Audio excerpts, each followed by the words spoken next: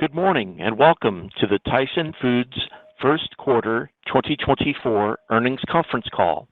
All participants will be in listen-only mode. Should you need assistance, please signal a conference specialist by pressing the star key followed by 0. After today's presentation, there will be an opportunity to ask questions. To ask a question, you may press star then 1 on your touch-tone phone. To withdraw your question, please press star then 2. Please note this event is being recorded. I would now like to turn the conference over to Sean Cornett, Vice President, Investor Relations. Please go ahead. Good morning, and welcome to Tyson Foods' fiscal first quarter 2024 earnings conference call. On today's call, Tyson's President and Chief Executive Officer, Donnie King, and Chief Financial Officer, John R. Tyson, will provide some prepared remarks followed by Q&A. Additionally, joining us today are Brady Stewart, Group President, Beef and Pork, and Chief Supply Chain Officer; Melanie Bolden, Group President, Prepared Foods and Chief Growth Officer; Wes Morris, Group President, Poultry; and Amy Tu, President, International. We have also provided a supplemental presentation which may be referenced on today's call and is available on Tyson's Investor Relations website and via the link in our webcast. During today's call, we will make forward-looking statements regarding our expectations for the future.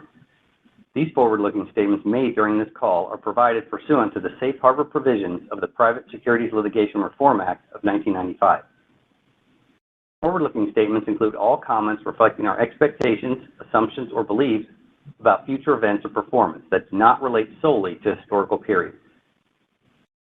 These forward-looking statements are subject to risks, uncertainties, and assumptions which may cause actual results to differ materially from our current projections.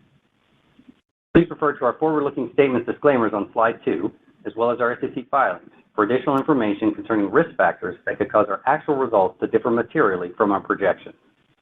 We assume no obligation to update any forward-looking statements.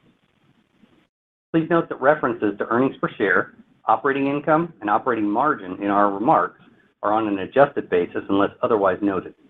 For reconciliations of these non-GAAP measures to their corresponding GAAP measures, please refer to our earnings press release. Now I'll turn the call over to Donnie. Thanks, Sean, and thank you to everyone for joining us this morning. As you may have seen in our press release this morning, fiscal 2024 is off to a good start, with solid performance in Q1 giving us confidence in our full-year outlook.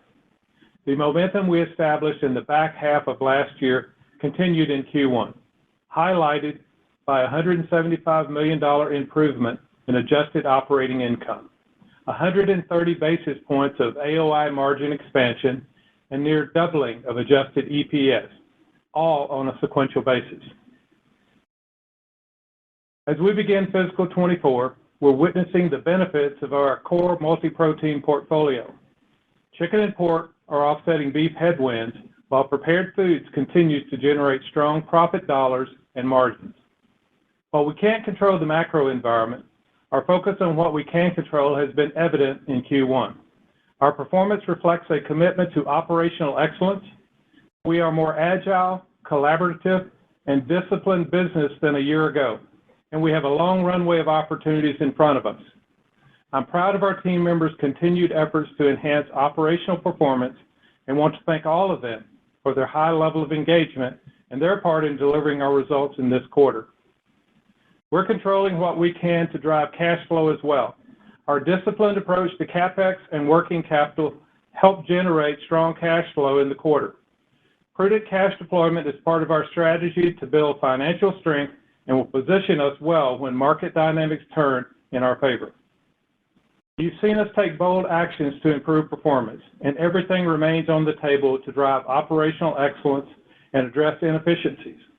Our plan is working, and we're seeing tangible benefits of our efforts as evidenced by improvements in chicken and pork. While I'm pleased by the performance in Q1, we still have more work ahead of us, and we're cautiously optimistic and laser-focused on achieving what we set out to do this year.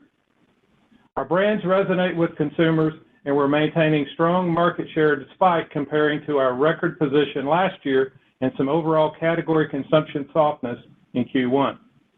We will continue to support our brands through innovation, marketing, and strong customer partnerships while meeting consumers where they are.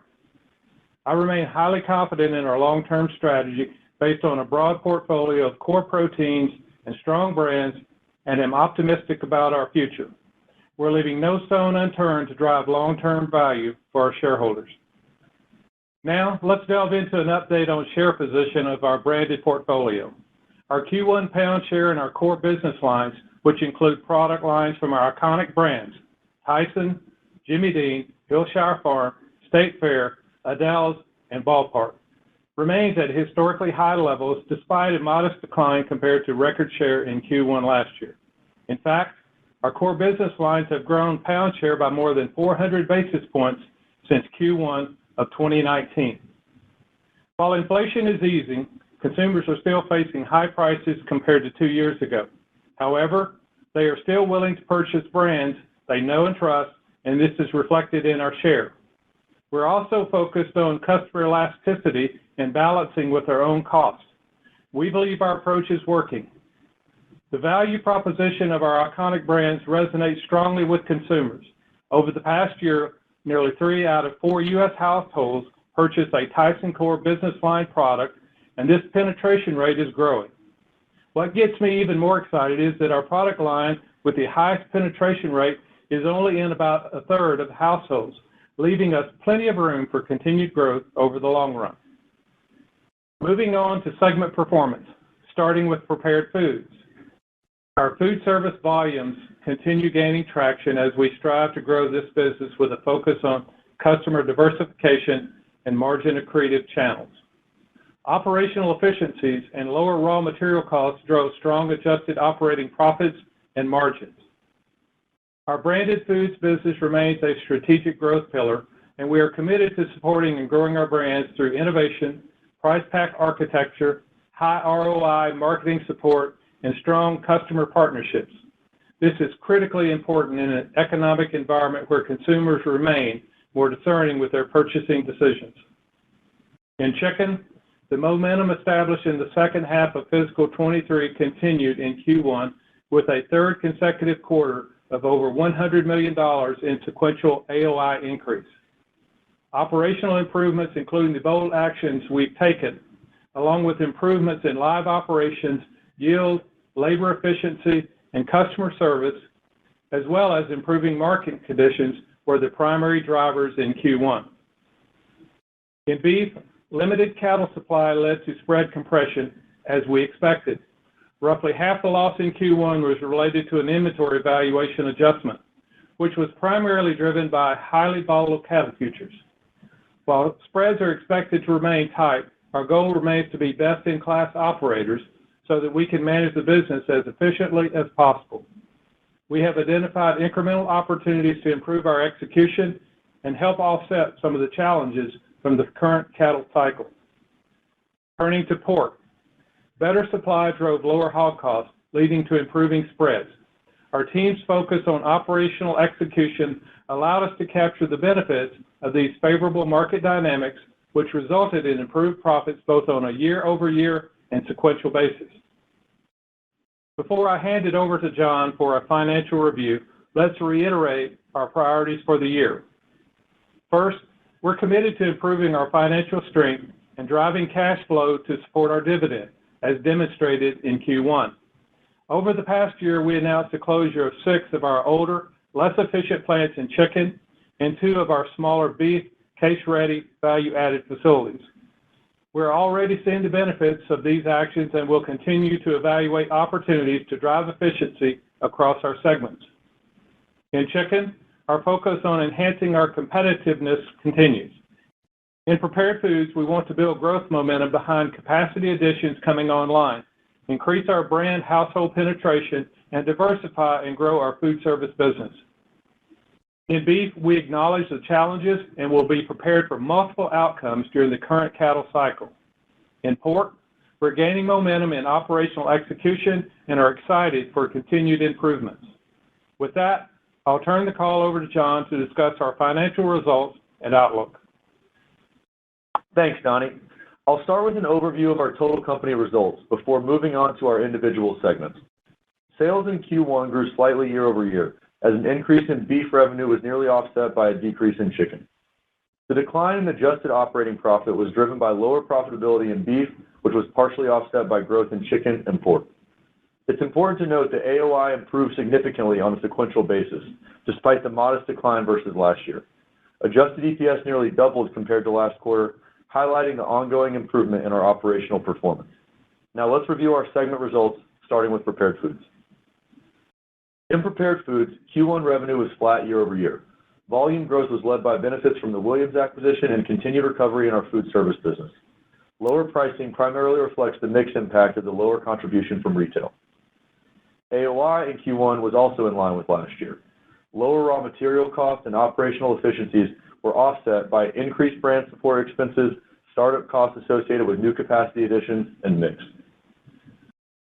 AOI dollars and margin both increased significantly on a sequential basis due to strong operational performance and great seasonal execution by the team. Moving on to chicken. Sales in Q1 declined 5.4% year over year, primarily driven by the impact of lower commodity protein prices. Volume declined 1.5% due to lower production, which was partially offset by continued sell-through of finished goods inventory. Despite the decline in sales versus last year, AOI more than doubled in Q1, primarily driven by the benefits of our strategic actions and other operational efficiencies. These include lower plant spend, improved yield, and better live performance. While input costs were a clear tailwind, these were largely offset by the impact of lower pricing. As Donnie mentioned, this is the third consecutive quarter of more than $100 million of AOI improvement, as we were able to pull forward the benefits of closures of inefficient plants and improvements in our live operations. Now moving to beef. In beef, revenue increased 6.4% year over year in Q1, with lower head throughput more than offset by higher prices per pound. While revenue increased, AOI decreased versus last year, primarily reflecting compressed spreads as was expected. As Donnie mentioned, in Q1, nearly half of the operating loss was driven by an unfavorable inventory valuation adjustment, which was primarily due to the rapid and significant decline in cattle futures. Moving to pork, Q1 revenue was down modestly as volume growth was offset by lower pricing. However, AOI increased year over year, benefiting primarily from improved spreads driven by lower hog costs as well as better execution. And finally, a brief comment on our international business. AOI improved as we begin to lap some of the startup costs of our newer facilities and continue to focus on improving execution, despite a decline in sales driven by macroeconomic challenges. Shifting to our financial position and capital allocation, our commitment to building financial strength, investing in our business, and returning cash to shareholders primarily via our dividend remains unwavering. While market conditions remain challenging, we are laser-focused on disciplined management and deployment of our capital resources to drive cash flow. Q1 showcased robust operating cash flow of $1.3 billion, above our expectations, and working capital was a solid source of cash as we continued to manage inventory levels. We were also disciplined with CapEx, which came in at just over $350 million in the quarter, below last year's exit rate. During the quarter, we returned $171 million to shareholders via dividends. Our net leverage declined sequentially, coming below 4 times, driven by our improved profitability and strong cash generation. We ended Q1 with more than $3.7 billion of liquidity. Our balance sheet management approach remains unchanged. We are committed to building financial strength and maintaining our investment-grade credit rating and returning net leverage to at or below 2 times net debt to EBITDA. We remain committed to maintaining a disciplined yet opportunistic capital allocation strategy, ensuring that we deploy resources to maximize long-term shareholder value. Now, let's take a look at our updated outlook for fiscal 2024. Given the solid results in Q1, we have confidence that our financial performance in 2024 will improve versus last year. However, as it's still early in the new fiscal year and uncertainties remain, especially in our beef segment, we have made only modest changes to our outlook. Our focus for fiscal 2024 remains to manage the business for profit and cash dollar generation, reflected in our guidance presented in dollar terms rather than margin percentages. With that in mind, we are reiterating our overall sales guidance to be roughly flat year over year. Moving to each of the segments. Prepared foods had a solid start in a seasonally strong period. For the remainder of the year, we expect strong volume results as we continue our momentum in food service and see the benefits of our capacity additions. We remain focused on operational efficiencies while we support our brands and anticipate continued startup costs. Taking all this into account, we're maintaining our AOI guidance to be in the range of $800 million to $1 billion. In chicken, our operational turnaround is progressing as anticipated. For the remainder of the year, we expect to return to normal seasonality where Q2 is typically a weaker quarter. Given the strong start in Q1 and that we believe that there were more tailwinds than headwinds, we are tightening our AOI guidance range to be between $500 million and $700 million. In beef, spreads are compressing as expected. However, uncertainty remains around how the cattle cycle will progress. Therefore, we are maintaining our full-year guidance at a loss of $400 million to break even. In pork, on the back of our strong Q1 results, we're now raising our guidance to be between break even and $100 million. For the total company AOI, we're maintaining our guidance of between $1 billion and $1.5 billion, reflecting the portfolio nature of our segments. To round out the key P&L items, we anticipate interest expense to be roughly $400 million and a tax rate to now be between 23% and 24%. Turning to CapEx, we're maintaining tight controls on spending in line with profitability and cash flow, and we expect CapEx to remain between $1 billion and $1.5 billion this year. Finally, on free cash flow, we're committed to managing working capital and CapEx, and we're even more confident now than we were last quarter that we will generate positive free cash flow for the year. To further help model the shape of the rest of the year, we anticipate more typical seasonality across our business. As a reminder, Q2 is seasonally our weakest quarter for AOI and cash flow, driven by beef and chicken, and as you may be aware, this January has already been impacted by severe winter weather disrupting operations. And again, we expect startup costs in prepared foods to impact Q2 as well. So, in summary, 2024 is off to a promising start, and we're cautiously optimistic on our prospects for the remainder of the year as well as for the long term. Tyson is a leader in the global protein industry. We have strong brands, a broad portfolio of products, and a great team, all of which uniquely position us to win in the market. With that, I'll turn the call back over to Sean for Q&A instructions. Thanks, John. We will now move on to your questions. Please recall that our cautions on forward-looking statements and non-GAAP measures apply both to our prepared remarks and the following Q&A. Operator, please provide the Q&A instructions. We will now begin the question and answer session. To ask a question, you may press star, then one on your touch-tone phone. If you're using a speakerphone, please pick up your handset before pressing the keys. To withdraw your question, please press star, then two. Please limit yourself to one question and one follow-up. If you have further questions, you may re-enter the question queue. At this time, we will pause momentarily to assemble our roster. The first question comes from Peter Galbo with Bank of America. Please go ahead. Hey, guys. Good morning. Thanks for taking the question. Good Morning. morning, Peter. Donnie, was just wondering if you could give kind of maybe a brief State of the Union. I know you gave some in your prepared remarks, but across the segments, and then maybe specifically if you could start on prepared foods where, unlike a lot of CPG peers, you're showing actual volume growth. Some of that may be acquired, but just some of the dynamics around food service there seem to be a pretty important driver. So if you can unpack that for us would be great. Sure. Thanks, Peter. I'll start off and maybe I'll have others to weigh in. Let me start off just kind of the State of the Union. We had a solid first quarter, and we continue to build on the momentum of the back half of 2023. We are seeing the benefits of our portfolio, where chicken and pork improvements are offsetting challenges in beef, and where our prepared foods continue to deliver strong results. We continue to restore performance in our chicken business. As I said earlier, this was our third consecutive quarter of $100 million of AOI improvement, and our chicken business remains a top priority of mine. We're managing beef through the volatility and spread tightening of the cycle. We're making great progress in driving out inefficiencies all across the supply chain in pork. Prepared foods is performing to plan. While we have seen softness in the retail channel, our brands have performed well. Core brand share remains near record levels, and we're regaining share in our food service business. And I'll talk more about that in a moment. We're cautiously optimistic about FY24. We have considered our better-than-expected results in this quarter. We've considered our initiatives to improve performance. while also still accounting for the ongoing macro uncertainty. As John said in his opening statement, Q2 is seasonally weaker, and our Q2 has started off with several significant weather events. But having said all that, taken together, it's still early in the year, and we don't want to get ahead of ourselves. We have a lot of work ahead of us, and we're leaving no stone unturned. We're focused on CapEx and working capital to drive cash flow and support our dividend.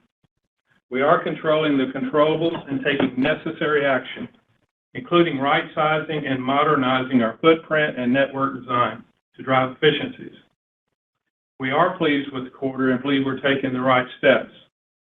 We are excited about our future and are focused on creating value for our shareholders. Specifically, or a little bit more specifically, in terms of prepared foods, to your question, Peter, in the quarter, we had strong top and bottom line performance in the quarter with meaningful sequential improvement versus Q4 of 23.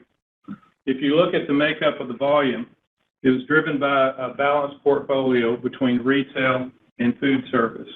We're regaining some share lost in the middle of the pandemic that we couldn't support, and we also had the acquisition from a volume standpoint of Williams Sausage. Our branded core business line remained a key focus, and we have a competitive advantage with volume share near record levels and 400 basis points above Q1 19. Let me stop with that. Melanie, anything you would add to what I've said? Yeah, Donnie, I think you did a great job hitting the highlights. The only thing I'll add for you, Peter, is as Donnie said, our food service performance was strong, and I believe you asked about this question. Our growth this quarter was up 3%, and that was due to customer expansion. Look, as this channel is rebounding, it continues to be an important part of our portfolio that we are focused on because we want to be where our consumers are at. And so we're diversifying our customer base, we're building digital capabilities to drive demand, and we are focused on profitable growth. Great. Thanks for all that. And then just maybe quickly as a follow-up on beef, Donnie, look, the cattle inventory report out last week seems like, maybe we're nearing a bottom or seeing potentially some improvement, but just what's the conversation like with ranchers at this point? Like, what's it going to take to get them to actually start the heifer retention process? Because I think that remains kind of the biggest linchpin in the whole chain, and it doesn't seem like we have a lot of clarity there yet. Thanks very much. Sure.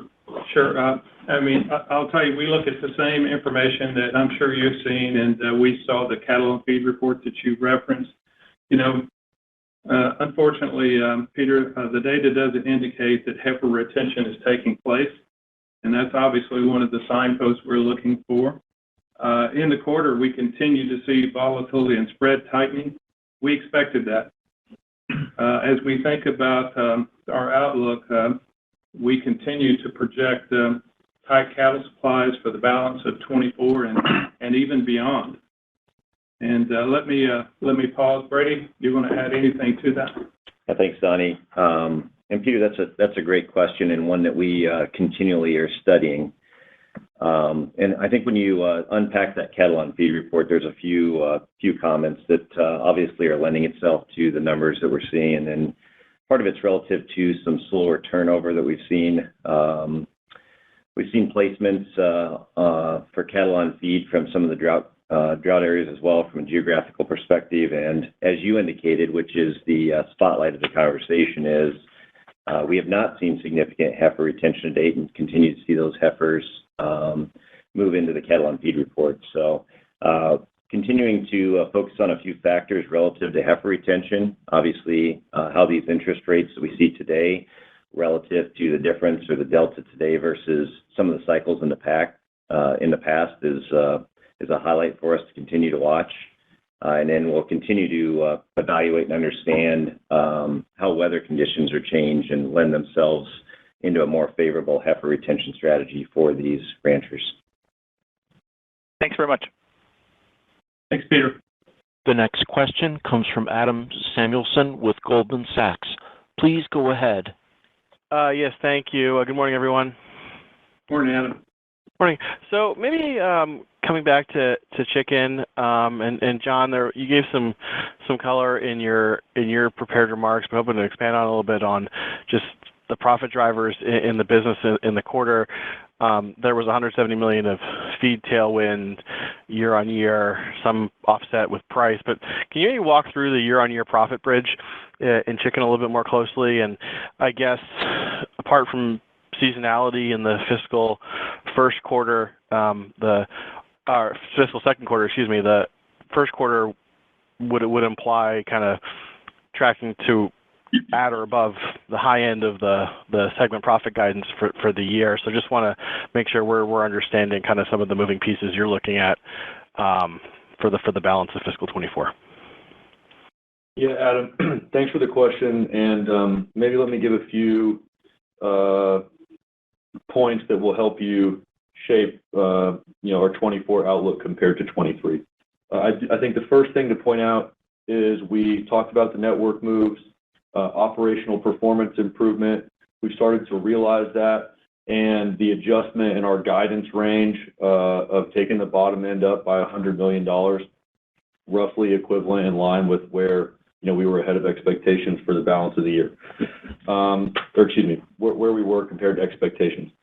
Then when I move through the balance of the year, I know one question that is sometimes on investors' mind is, hey, where is your return on sales guidance? How does that peaking or not peaking? We've heard some questions about that. We're not going to return on sales guidance, but there's reasons to believe that our quarter 3 and quarter 4 could be around where we delivered the result in Q1, but frankly, it's probably premature to make any strong assertions around that. And then again, Q2, we had weather impacts across all of our segments. Chicken was not immune to that. And so that's kind of the overall picture that we can give today based on the shape of the year. A couple other things we're saying, we did talk about $200 million in improvements on some previous earnings calls, thinking about the benefits we've realized from the network moves. We believe that we have achieved that. We have one facility still going, Corydon, Indiana, and when we close out that process, then we'll be nearly finished there. And then there are some tailwinds from a market standpoint. I think last quarter, Donnie was the one who said more tailwinds than headwinds. I think that sentiment prevails. But as it's not just grain prices, but it's kind of the interplay between that and what chicken markets are doing and what's going on from a supply-demand standpoint that influence things. So I think overall, the 500 to 700 range for a lot of those reasons is our best estimate today of where we think the year will be. And hopefully that gives you a little extra color. Wes, maybe you got something to add in there for Adam. Yeah, I had a couple comments, Adam. We expect to realize our strategic change funding throughout the year, and specifically to your question on year over year, both grains and markets were both lower. So we stayed focused on improving our fundamentals. Year over year did have a little tailwind, but it's mostly the material change we made in our fundamentals. We improved our live performance, specifically hatch and livability. We have a very disciplined S&OP process that got really tight in Q1. And our sales are not only sold out position, but our forecast accuracy has allowed us to do a better job filling orders with material and less working capital. I know that's very helpful color. And then just as a follow-up, especially in chicken and prepared foods, just wondering if you have any views on changes in consumer behavior and how consumer demand elasticity has been evolving as you kind of enter, as the calendar is flipped, and how you're thinking about the state of the U.S. consumer over the balance of calendar 24. Thanks, Adam. So I'll start first to talk about how we're looking at it from a prepared foods perspective and our branded portfolio. So generally, we're seeing elasticities returning to pre-COVID levels. And as you know, we seek to balance both price and volume growth to maximize the value of our branded portfolio. But, at the end of the day, we do understand the financial uncertainty that our consumers are faced with as inflation remains elevated, which is why we continue to leverage, our strong revenue growth management capabilities in support of our brands. And we're prioritizing their health and their profitability when determining our pricing strategy.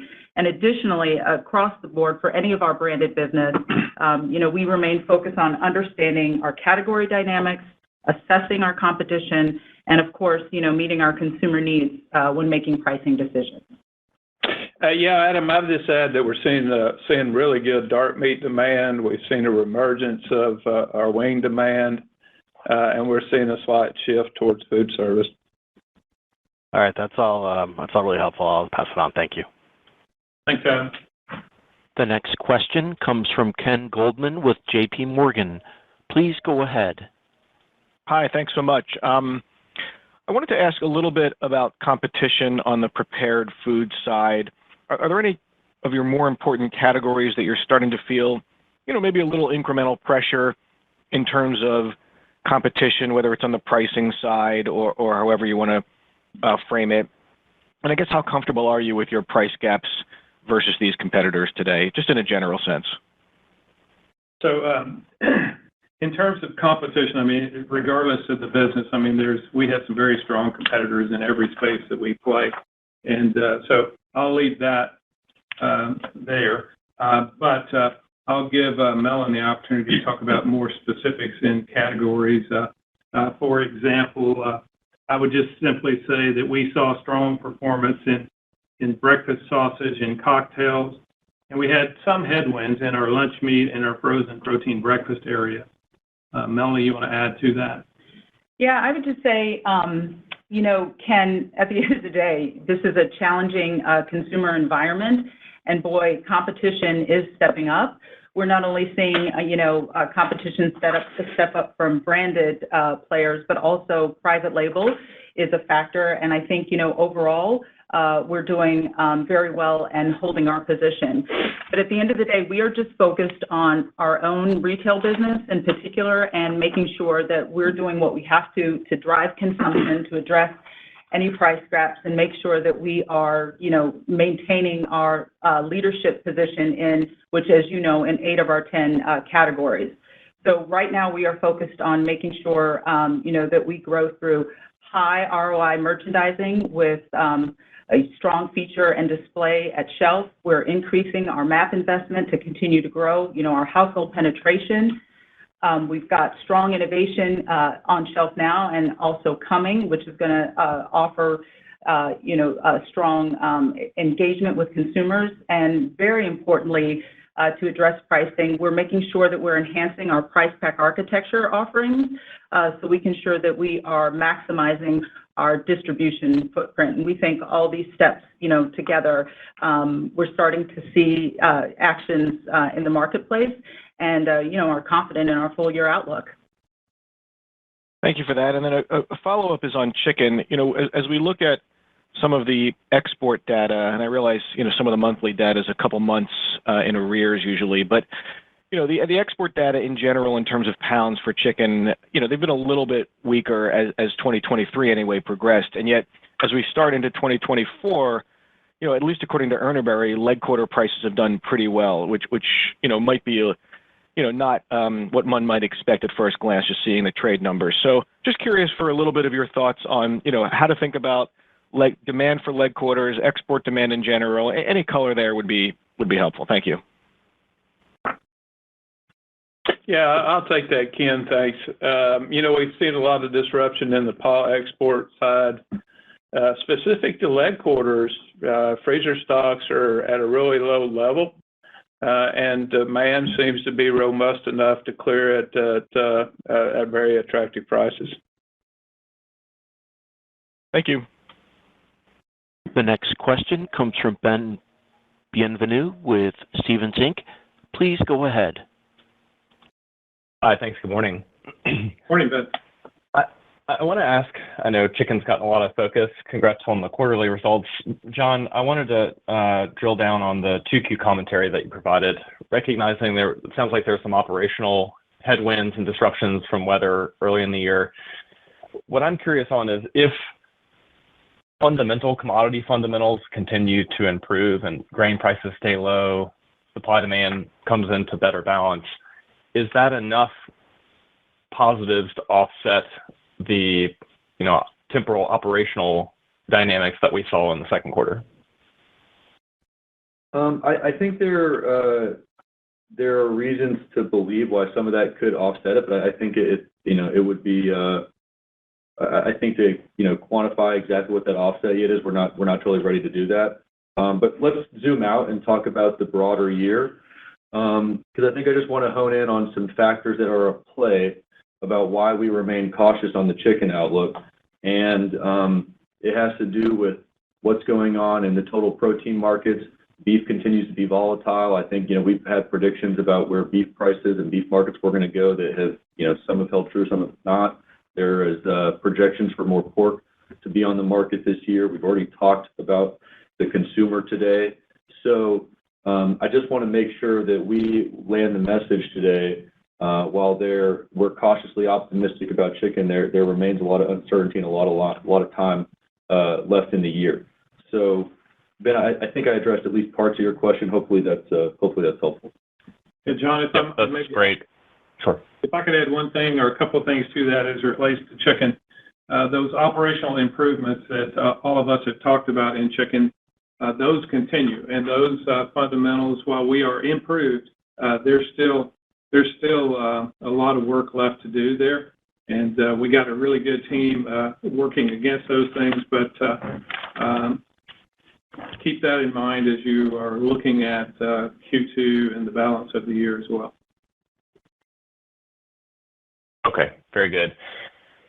Thinking about the cash flow statement, John Randall, you guys came into fiscal 24 bringing down your CapEx budget materially. You've sustained the range again this quarter. Is there yet still room to tighten that budget as we move through the year, or do you think that number is more set in stone with potentially improvements coming into 2025? That's a great question. I think there's probably room to tighten it a little bit, but let me kind of talk about the total picture. When we gave guidance in the first quarter, we talked about striving to be free cash flow positive, that we would pay attention to our ability to manage the business and working capital as well as our operational results, and that would influence our thinking in terms of the total spend. If you just extrapolate where we are in Q1, that would take you toward a higher end of that 1.5 range. But that's really just a product of a lot of good projects in flight that we have, our efforts to slow down from the spend that was projected at north of $2 billion in recent years. And I would just say we're not trending to that higher end because, hey, we've made some adjustment in our, opening up the capital floodgates again. We remain very committed to getting that spend down to the midpoint of our range or below as we move through the balance of this year and next year. So that's what I want you to take away from a CapEx guidance standpoint. Great. Thanks so much. Sure thing. Thanks, Ben. The next question comes from Andrew Strelzik with BMO. Please go ahead. Hey, good morning. Thanks for taking the questions. My first one is actually on the pork segment and the outlook there. If I look at the performance in the quarter, and it seems like some solid performance is probably continuing into the second quarter, it doesn't seem like there's much baked into the back part of the year. So I guess, how are you thinking about pork margins from here evolving through the year and kind of the puts and takes as we get into the back part of the year? Let me start off, and then I will flip it to Brady to talk about pork.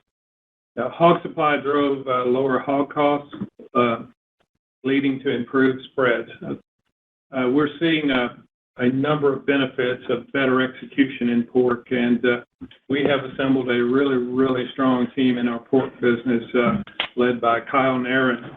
And he and his team have really taken out inefficiencies from procurement all the way to the customer consumer, and very proud of that work. But I would also tell you there's still room for more, and you will probably continue to hear that from us. Every time we turn over a rock, we find something else. But our mode is one of continual improvement. And Brady, any big nuggets that I have not talked about? No, thanks, Donnie. And Q1 obviously is seasonally the strongest quarter of the year, and we'd expect to see some typical seasonality as we move through, specifically the latter part of this year as well. The team understands it's their responsibility to control the controllables, and as Donnie indicated, done a really good job of being able to take advantage of some of the spreads we have seen in Q1, and certainly expect those improvements to continue through the course of the year as well. Really seeing some increased operational efficiencies, and the team has done a great job increasing the true business performance through the data and analytics platforms that they've stood up that allows for better decision making and really adaptation of some of these market trends in the current conditions. Okay, great. That's helpful. And then on the beef side,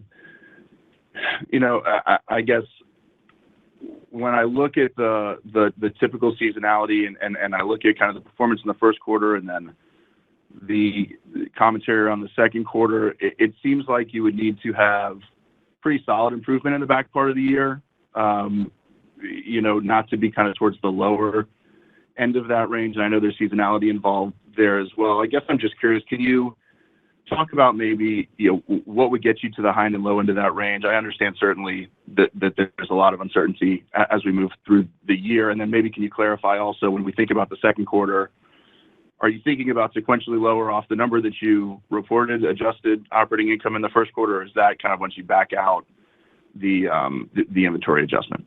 Thanks.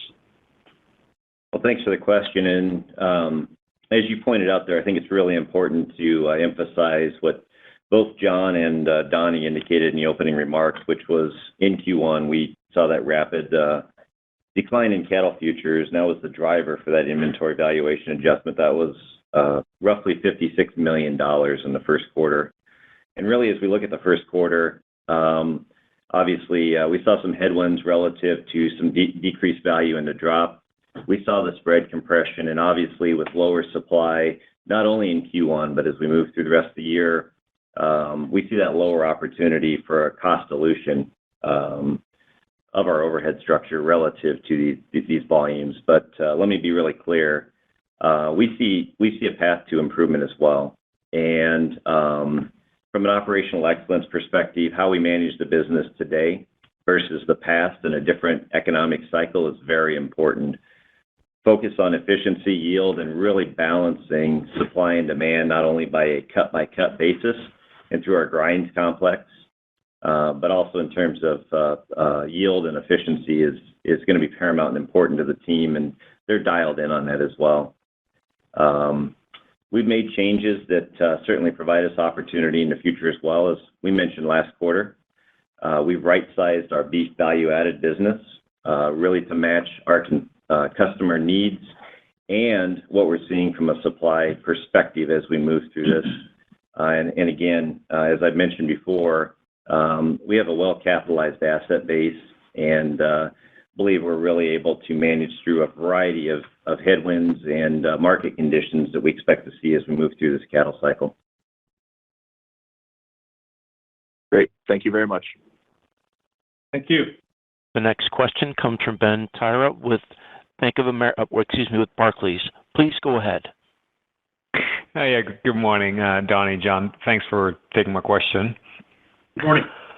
So just wanted to kind of understand a little bit some of the dynamics as it relates to the export business, because if I remember right, that used to be some sort of the headwind also in beef. So if we look into the details on sales into the international channels, particularly beef, was kind of contrary to the rest of it, was actually even down on sales. Could you elaborate a little bit on the dynamics in the export markets as it relates to beef in particular, but also if you could just mention briefly what you're seeing on exports for chicken and pork? That would be my first question. Thank you. Sure. Well, thank you for the question. And I think it's really important to understand we've really been working within historically high rates from a beef product or cutout perspective. And when we talk about the the arbitrage opportunity between a domestic sale and an export sale really puts the domestic beef business and industry at a disadvantage right now. We're seeing large supplies from some of our competing countries that are in the southern hemisphere, and they're really on the opposite side of the cycle from where we are. And so that's really led to increased opportunity for some of those competing countries and a decreased opportunity for us here in the U.S. However, we have seen strong domestic beef demand that has held these cutout values at a historically high level as well. Yeah, and Ben, this is Wes. I'll touch briefly on chicken. As I said earlier, paws have been interrupted due to AI. And on leg quarters, we're seeing frozen inventory in the U.S. at almost record lows. Our inventory continues to be in check, and the pricing has been very good going forward. Okay, perfect. Thank you very much. And then just quickly following up as it relates to the prepared foods business, can you quantify what the Williams sausage volume contribution was? Because I didn't find that. I know it was positive, but if you could quantify that, that would be helpful. Yeah, we haven't broken that out, but it's we haven't broken that out specifically, Ben. Okay, that's okay. Thank you. The next question comes from Tom Palmer with Citi. Please go ahead. Good morning, and thanks for the question. Maybe could ask on feed costs, just how locked in is your exposure this year? And then when we look at the downward moves over the past few months, does this benefit your current fiscal year, or if it continues, is this more of a 2025 flow-through? Because it does seem like there's some incremental favorability. Yeah, Tom, this is Wes. I'll touch on that. We have a very diverse commodity risk management group. We also have different pricing mechanisms with customers in which some of the grains flow through pricing. I would tell you it's moderate and in the back half of the year. Okay, thank you. And then I wanted to follow up on the prepared food side, maybe going back to Peter Galbo's question, just on the new customer wins. Are there particular products that you're seeing these wins greatest in, or particular channels within food service? Thanks. Melanie? So, Tom, your question was, I just want to make sure I'm clear. Are there particular products where we are seeing more success? Can you just repeat your question for me? Yes, sorry, exactly. Just you noted some your growth was driven by some new customer wins, and was just curious what products were really driving that for you right now within prepared foods. Thanks. Yeah, so I'd say that when I was talking about the customer expansion, we are making great strides in that area on the food service side of the business. And then I would say on the retail side of the business, we're seeing strong growth in distribution with our existing customers behind our core business lines, but we're also seeing excitement behind a lot of our new innovation. And in particular, I want to highlight our Jimmy Dean Maple Griddle Cake that we launched last year to success, and we are planning in a couple of months to launch an extension of that product item. Does that help, Tom?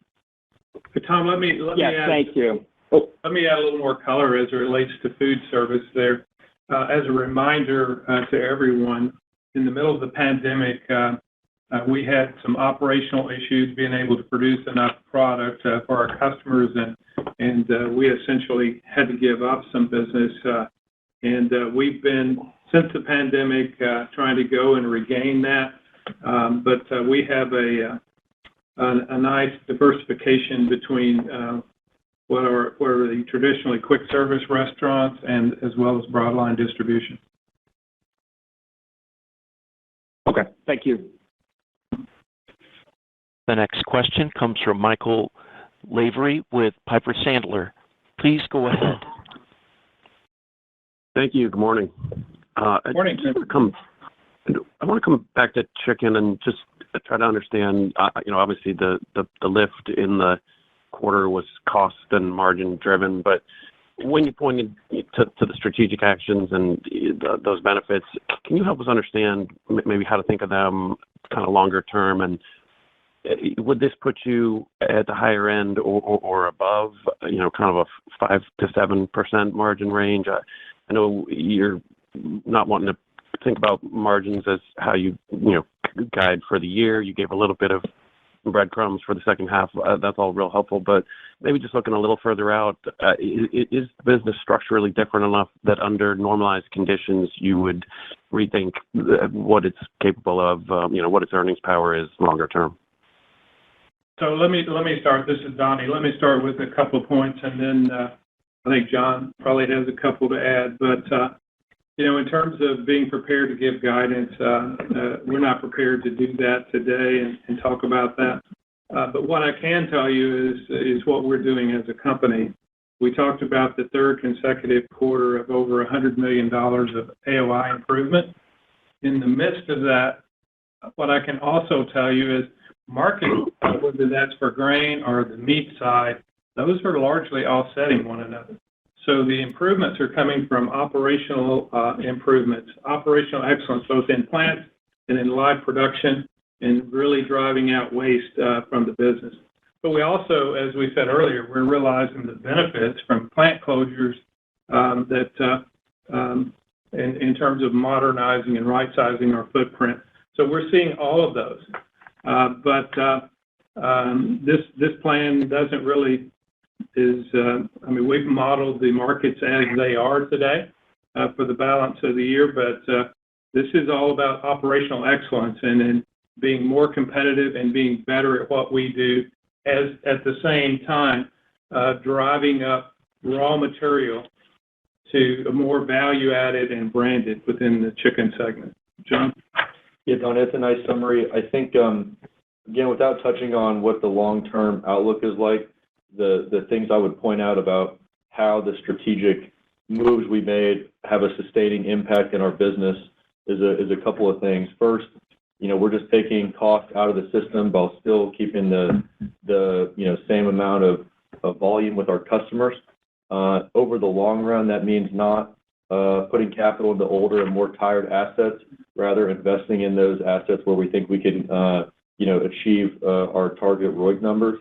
And then I think the other thing, too, is we have really, in the last year, refocused our growth to be demand-backed and to be in those subcategories within the chicken segment where we see favorable trends from a growth and margin standpoint. So I think with that, over the long run, we project to be competing and performing as a best-in-class chicken company from a margin standpoint, and that's how we realize that.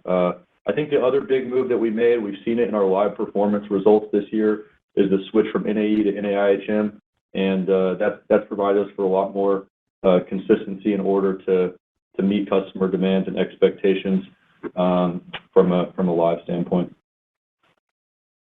Okay, that's helpful. Great. And just to follow up on prepared foods, I understand it's obviously always competitive, and you touched on some of those dynamics, but can you give a sense on promotional levels?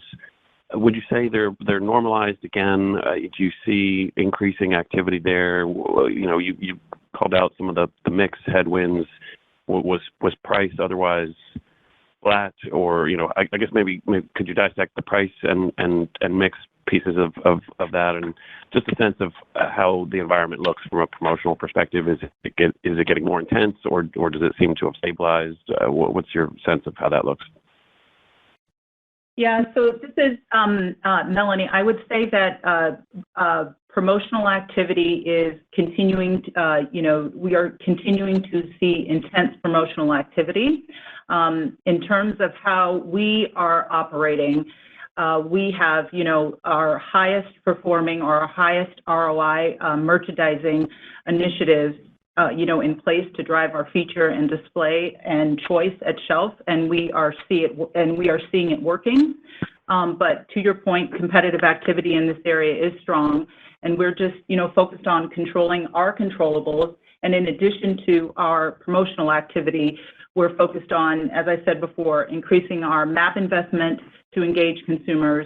Again, we've got strong innovation in place, and we're enhancing, when you asked about price, we're making sure that we enhance our price pack architecture structure to address competitive pricing as well. Okay, great. Thanks so much. Thank you. The next question comes from Alexia Howard with Bernstein. Please go ahead. Good morning, everyone. Good morning, Alexia. Okay, so two ones. Firstly, on the financial side, your leverage has obviously come down, but it sounds as though whether there'll be more sequential improvement in operating income next quarter is TBD, given the weather issues. Do you expect leverage to continue to come down from here, or could next quarter be the high point? Yeah, thanks, Alexia. So I think two questions in there. The first off is just independent of weather. I want to make sure we're tracking. Independent of weather, we expect our Q2 to typically be one of the softer quarters from an operating income standpoint, and so then that's exacerbated by weather a little bit. In the long run, we are projecting for leverage to continue to come down. That's driven by a couple of things. One, we're getting more efficient with working capital. We've talked about some inventory clearing in around our segments. Exactly kind of where things happen in the first half of the year, we can say that we would expect to end our fiscal 2024 in a better net leverage position from a ratio standpoint than last year. That's evident also in our pull down on CapEx and what we've projected, which is to be a better year from an operating income and EBITDA standpoint than 23. So we're trending in the right direction, aggressively pursuing that at or around 2 times net leverage ratio. And we would project that we'll get to do that, continue to invest in our business, and also support our dividend from a capital allocation standpoint. Thank you.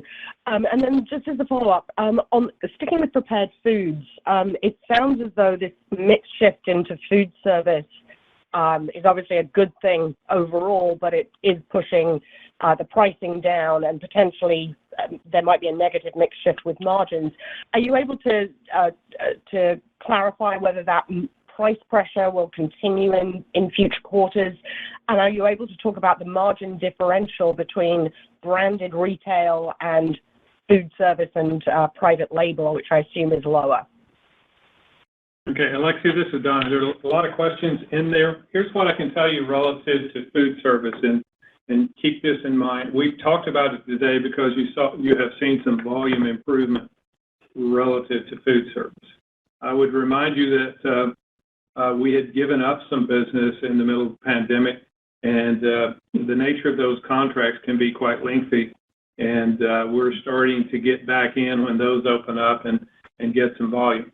We have maintained in prepared foods the capacity which produces those products. So if you think about it from that perspective, this overhead and these assets have been a drag on our business to some degree.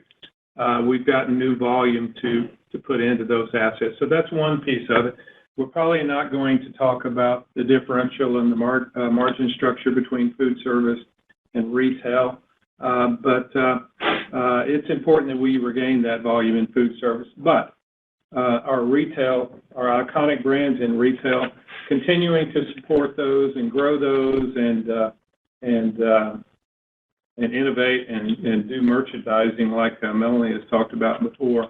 Those are all still critical, mission critical for us. Yep, and the only thing, Alexia, I would like to add, because I think Donnie did a nice job of highlighting more of the top line, but also as we think about our business and, our performance, one of the reasons that we were able to deliver a solid quarter and what we plan on continuing to do is focus on our controllables, the things we can control, especially from an operational efficiency standpoint. So, we're really, focused on improving our service levels, maximizing our asset utilization by driving down our overhead and increasing our yield and labor efficiencies. And importantly, we're driving automation to improve our supply chain execution. So from a top-line perspective, yes, your question was about mix, but I just wanted to reiterate that we're also working all levers of the P&L to ensure that we drive a strong bottom line as well. Great. Thank you very much. I'll pass it on. This concludes our question and answer session. I would like to turn the conference back over to Donnie King for any closing remarks. Hey, before Donnie wraps us up, I just want to make sure we land one final point related to our outlook for 2024. And we've had a lot of great discussion this morning about our various segments. We obviously moved the range on chicken and on pork, but I just want to highlight our reaffirmation of the total company guidance from $1 to $1.5 billion, based on a lot of various macro factors and the interplay between all of our segments. I think we have reasons to believe while we could achieve a range of outcomes in that window, the midpoint, plus or minus, we designed it that way for a reason and feels like a way to think about the total look. And then obviously, as we move through Q2 and through the balance of the year, we'll give any revisions as necessary. But cautiously optimistic, promising start to the year, but still a lot of factors at play around total protein availability, consumer sentiment, and the other unpredictable factors that would get us to where we are. So, Donnie, I think with that, hand it over to you. Okay. I want to once again say thank you to all 139,000 of our team members. We're here today and have a good story to tell because of those 139,000 team members who contribute to us each and every day. Their efforts are what makes and what drives this business forward. Our strategy is working. We have the right leadership team in place to deliver, and we're poised to drive long-term opportunity and shareholder value. We've taken some steps in the right direction, but we have a lot of work to do. Thanks for your continued interest in Tyson Foods, and we look forward to speaking with you